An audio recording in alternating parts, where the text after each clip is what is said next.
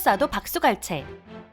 솔직히 활동을 안 한 지 4년이나 흘렀으니 초등학생 친구들이나 이제 중학생 같은 친구들은 지드래곤이 누군지 잘 모를 수도 있습니다. 그런데 지금의 20대 30대들에게 지드래곤은 원 오브 카인드 노래의 가사처럼 뭐만 했다 하면 난리가 나고 유행을 만드는 사람이었죠. 음악적으로 래퍼 BY는 지드래곤이 작사 작곡한 거짓말을 듣고 충격을 받아 래퍼가 되었고, 방탄소년단의 아버지 방시혁은 SNS로 지드래곤의 작곡 재능을 질투한다고 한 적도 있었죠. 세계적인 가수 저스틴 비버도 지드래곤의 재능을 극찬했고요. 패션 쪽에서도 여전히 대단합니다. 콧대 높다고 소문난 샤넬의 아시아 남성 최초 글로벌 앰베서더일 뿐만 아니라 샤넬에게 영감을 주는 뮤즈입니다. 웬만한 명품 브랜드에서는 우리 옷 좀 입어달라고 선물 공세를 보낼 뿐만 아니라 어디 매장에 들렀다 사장이 출동하거나 편하게 쇼핑하라고 아예 문을 닫아버리죠. 이런 영향력을 가지고 있으니 사이 안 좋으면 출연도 안 시켜준다는 엠넷이 마마 시상식 무대에서 시상식을 디스해버려도 뭐 어쩌겠어요. 아무 말도 못합니다. 대체 어떻게 자랐길래 이 정도 영향력을 가지게 된 것일까요?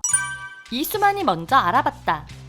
지드래곤은 본명인 권지용처럼 드래곤 마운틴에서 태어났는데요. 네, 서울시 용산구입니다. 그 중에서도 지드래곤은 당시 춤꾼들의 동네였던 이태원동에서 자랐죠. 그래서 그럴까요? 지드래곤은 5살 때 뽀뽀뽀에 출연을 했는데 춤추는 거 보세요. 벌써부터 스웩이 느껴지지 않나요? 지드래곤의 어머니도 아이의 재능을 바로 알아채고는 각종 오디션이나 춤 대회에 참가시켰는데요. 하기 싫다고 울면 화장실에서 꼬집어가면서 말이죠. 그래서 초등학교 1학년 때는 이벤트성 그룹인 꼬마룰라의 멤버로 활동했습니다. 당시 룰라가 날개 잃은 천사로 엄청 잘 나갈 때였는데 콘서트에 초대돼서 무대에 서기도 하고 룰라와 같이 캐롤 앨범도 냈죠. 하지만 이벤트성 그룹이었기 때문에 95년 꼬마룰라는 해체되었는데요. 그해 겨울 놀러간 스케이트장에서 엄청난 인연을 만나게 되었습니다. 바로 SM의 총괄 프로듀서 이수만. 지금은 정말 대단한 사람이지만 그 당시에는 스키장 어린이 댄스 대회 MC였는데요. 이수만이 MC를 보고 있는 그 댄스 대회에 지드래곤이 참가했는데 뽀뽀뽀 영상만 봐도 알 수 있죠.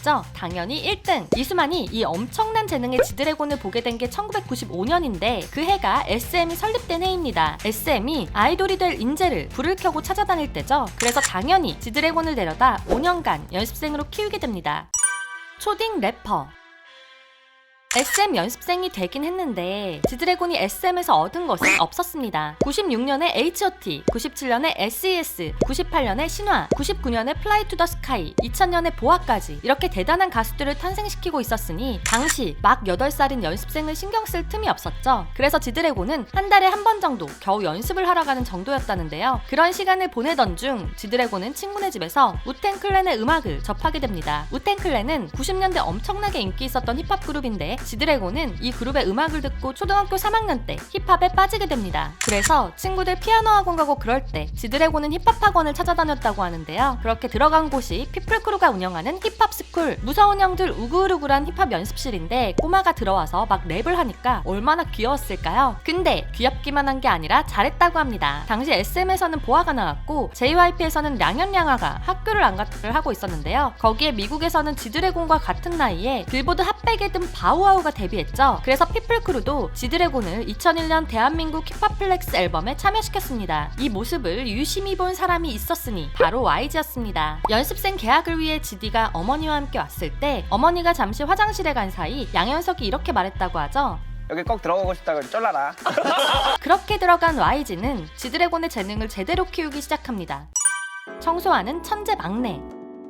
처음에는 아무리 천재라도 막내는 막내죠. 연습실 청소, 바닥걸레질, 선배들 시중 들기 등 한 1년은 막내로 고생한 지드래곤. 그와 동시에 YG는 어린 지드래곤에게 숙제를 빡세게 주는데요. 매주 한 곡씩 작곡이나 작사를 해오게 하는 것이었죠. 그리고 약 6년의 시간이 흘러버렸습니다. 동갑내기 친구인 태양을 만나 긴 시간을 버틸 수 있었죠. 사실 지드래곤은 태양과 함께 힙합 듀오로 데뷔할 줄 알았다는데요. 그런데 아이돌로 데뷔한다는 회사의 말에 어이가 없었습니다. 힙합 회사에서 웬 아이돌?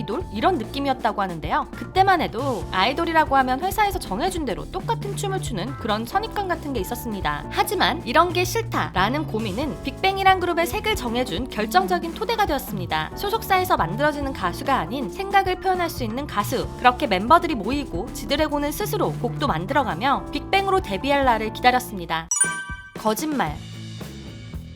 몇몇 사람들은 거짓말이 데뷔곡 아니야? 라고 할 정도로 빅뱅의 데뷔가 임팩트 있지는 않았습니다. 빅뱅이 라라라로 데뷔한 2006년에는 SG 워너비, 성시경, 버즈 등 발라드 가수들이 음원 대세였습니다. 그런데 2007년 빅뱅의 거짓말이 데이트를 치면서 판을 바꾸기 시작했는데요. 지드래곤이 작사 작곡한 거짓말. 사실 이 곡은 지드래곤이 솔로 데뷔를 위해 만든 곡이라고 합니다. 회사 사람들이 듣자마자 빅뱅 타이틀곡으로 바꾸라고 해서 눈물을 흘렸다고 하죠. 지드래곤은 아쉬워했지만 결과는 대박! 당시 노래방에서 거짓말 전주 나오는데 건너뛰기 누르면 역적이었죠. 그 뒤에 나온 마지막 인사, 하루하루, 붉은 노을까지 모두 다 부르고 나와야 노래방에 다녀왔다 라고 할 정도였습니다. 거짓말 이후로는 모든 앨범 작사 작곡을 지드래곤이 다 했고 모두 대성공시켰다는 건데요. 작사 작곡만으로도 대단한데 컨셉, 의상, 무대 모두 지드래곤이 관여했다고 하죠. 그러니까 요즘 천재라고 불리는 아이들의 소연 있죠? 그 전에 지드래곤이 아이돌이 자기가 하고 싶은 것을 할 수 있는 환경을 만들어준 것이었습니다. 솔로 활동도 지드래곤이니까 하고 사람들이 믿고 들었습니다. 거기에 10주년에 나온 메이드 앨범까지 말 그대로 명곡 자판기였는데요. 빅뱅의 팬이 아니라도 다들 플레이리스트에 빅뱅 노래는 들어있었습니다. 그리고 마지막으로 꽃길을 내놓으며 군백기를 맞이합니다.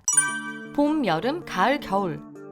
군대에 간 거니까 한 2년 뒤면 다시 빅뱅의 노래를 들을 수 있을 것 같았습니다. 그런데 그 사이에 YG에서 어마어마한 사건들이 벌어졌죠. 이젠 이름을 불러선 안 될 그놈으로부터 시작된 사건들 때문에 사람들은 이제 빅뱅은 끝이구나 라고 생각했습니다. 비틀즈의 마지막 앨범 커버를 따라한 빅뱅의 앨범 커버, 찬란한 과거를 떠올리고 안녕을 말하는 가사, 뮤직비디오에서도 4명이 모이지 않은 모습이 기다린 팬들을 불안하게 했죠. 태양의 노래가 끝나고 나온 로고가 마지막 정규 앨범 메이드의 로고와 비슷하죠.